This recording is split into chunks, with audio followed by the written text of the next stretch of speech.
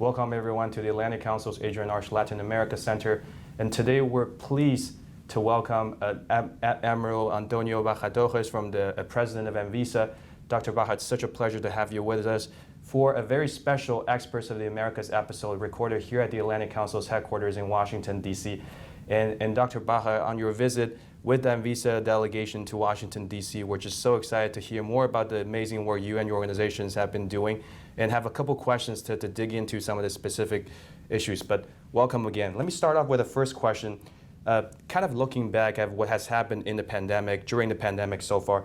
And the question here, of course, is that Anvisa has played such a critical role in Brazil's fight against the COVID-19 pandemic. In this context, we're looking back, and then we'll ask another question looking forward. Looking back, what would you highlight as the 2 or 3 very critical regulatory actions or changes made by Anvisa during this process?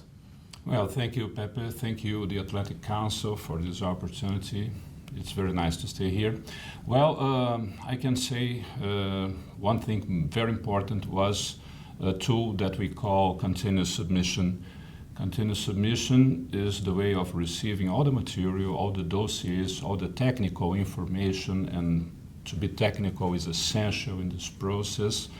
Not waiting to receive the entire process. And then we can perform shorter analyses each week continuously up to the end. So it saves time and consequently it saves lives too. Of course, other procedures were to identify priorities, of course. As you know, Anvisa is responsible for more than 22.8% of everything produced in Brazil in order in order to put under a regulatory control. So we had, of course, to establish priorities, but this everybody did also. And then characteristics of our agency, it's an agency of state, not an agency of government. Therefore, I'm talking about independency. And another characteristic, very important, is to be transparent. We have to go public. The common citizen has to understand what we're doing. All the meetings of the board of directors, they go public by YouTube. Our votes also go public the same day as we vote. That's fantastic, and I think these are very concrete examples of how Anvisa and, of course, Brazil, the broader health system, there's a lot of things that we have worked on during the pandemic. And now moving on to the second question, perhaps just looking ahead, looking beyond the pandemic a little bit, I think the pandemic really caught a lot of us off guard across the different countries and different regions of the world. And this question looking forward is more, throughout this pandemic, in addition to the amazing things that Anvisa and Brazil has been doing throughout the pandemic, what are some of the things you've also learned as an agency, and of course in Brazil in general, how can we be more resilient against future pandemics? What are some of the things that Anvisa or other agencies could be doing? I can say in one word, reliance. Reliance is the key word. We have talked with the FDA yesterday, and we have talked last week with our colleagues in Argentina.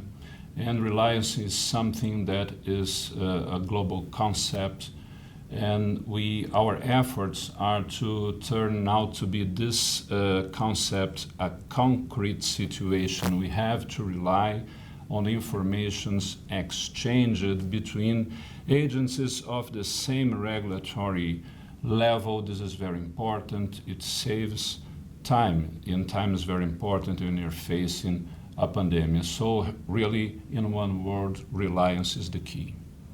That's wonderful, and I think the speed is everything. It ties into your first comment as well, so that makes a lot of sense.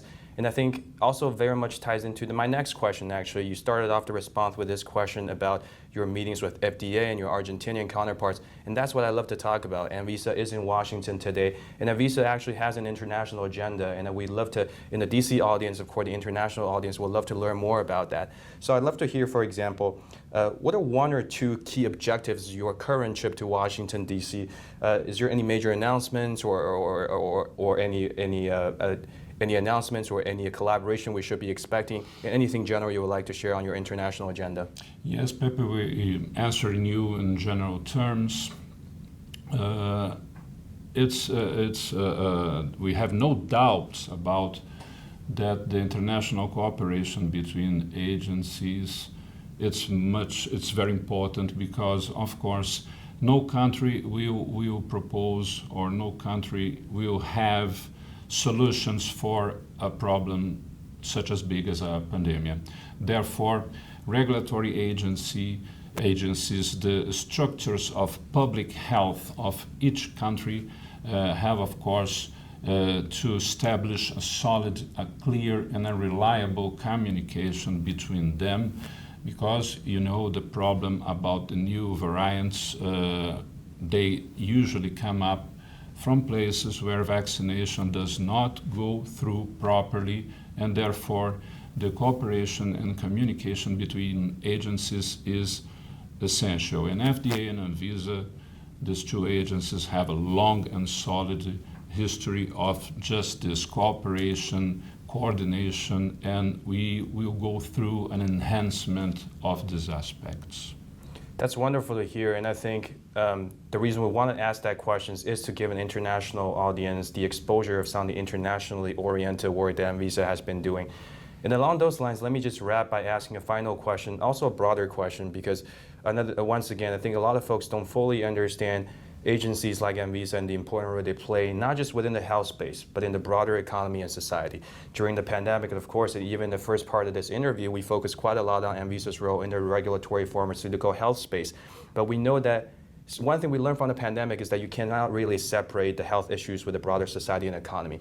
So along those lines, I'd love for you to walk us through some of the important roles that Anvisa has been playing and things that Anvisa has been doing in what we consider issues beyond just strictly health, right? And I'm talking about things related to the economy, such as travel guidelines, airport inspection, other stuff.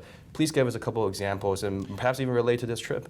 Yes, there is no such a thing of different aspects of a society separated by walls.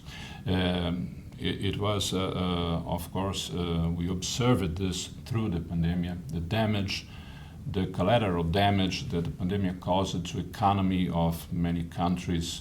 Therefore, in Brazil, in the beginning of the pandemic, our Congress performed the creation of specific laws, putting all this in a perspective in order to be possible and be sustainable according to Brazilian law.